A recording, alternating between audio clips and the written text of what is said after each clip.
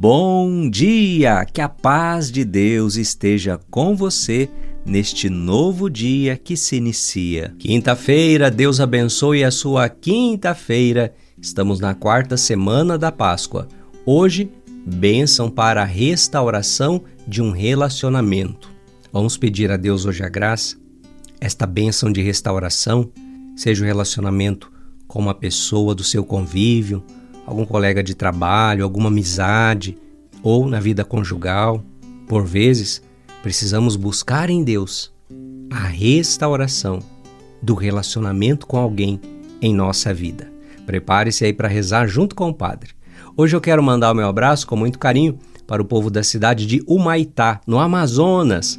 Deus abençoe vocês aí de Humaitá, que estão rezando junto com o Padre Alessandro Bob. Então, que alegria! Um grande abraço para vocês e estamos juntos na missão de evangelizar. Evangelho de hoje, João capítulo 13, versículos 16 a 20. Depois de lavar os pés dos discípulos, Jesus lhes disse: em verdade vos digo, o servo não está acima do seu senhor, e o mensageiro não é maior do que aquele que o enviou. Se sabeis disso e o puserdes em prática, sereis felizes. Eu não falo de vós todos. Eu conheço aqueles que escolhi. Mas é preciso que se realize o que está na Escritura. Aquele que come o meu pão levantou contra mim o calcanhar. Desde agora vos digo isto, antes de acontecer, a fim de que quando acontecer creiais que eu sou. Em verdade vos digo, quem recebe aquele que eu enviar, recebe a mim.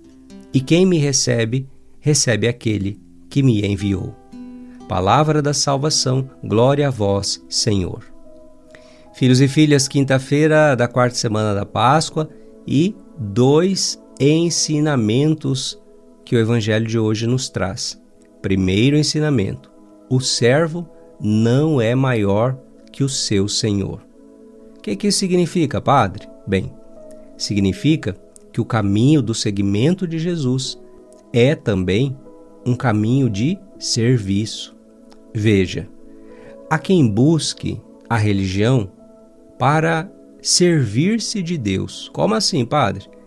Há quem busque a igreja, a religião, para pedir coisas a Deus, principalmente coisas mais imediatas para esta vida, para o aqui e agora, mas geralmente sem nenhum tipo de comprometimento, sem nenhum tipo de desejo de mudar de vida, de conversão. Às vezes, é esse buscar a Deus somente querendo uma graça, uma cura, um milagre, mas sem a adesão à palavra de Jesus e ao projeto do reino de Deus. A pessoa acaba resumindo a sua religiosidade, a sua experiência religiosa, somente a um servir-se de Deus. E, na cabeça dessas pessoas, é isso, é assim que funciona. Para elas, a religião é só para isso. Mas Jesus, filhos e filhas, por diversas vezes no Evangelho, nos ensina que a igreja é para aqueles que querem ser seus discípulos. E que o caminho do discipulado é o caminho do serviço. E que no servir está a felicidade, o sentido da vida. Com isso a gente vai entendendo que não se trata simplesmente de servir-se de Deus, mas na verdade de servi-lo. Servir a Deus, servindo aos irmãos, servindo ao próximo. É essa realidade que muitas pessoas têm dificuldade de aceitar ou de compreender. Justamente, talvez porque vivemos num mundo marcado pela lei do menor esforço, pela busca do bem-estar, do conforto em primeiro lugar, e isso vai levando ao que? A um comodismo.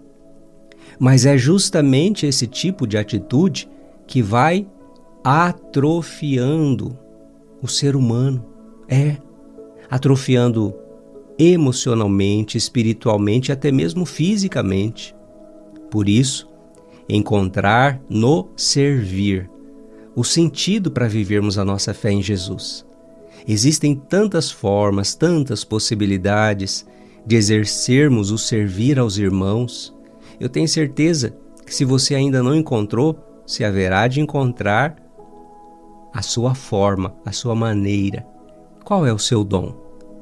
Quais são os talentos que Deus te deu? Coloque a serviço dos seus irmãos, na sua comunidade. Eis o caminho proposto por Jesus para aqueles que desejam ser seus discípulos. Vale a pena. E o segundo ensinamento do Evangelho de hoje, Jesus termina o Evangelho dizendo: quem recebe aquele que eu enviar, recebe a mim. E quem me recebe, recebe aquele que me enviou.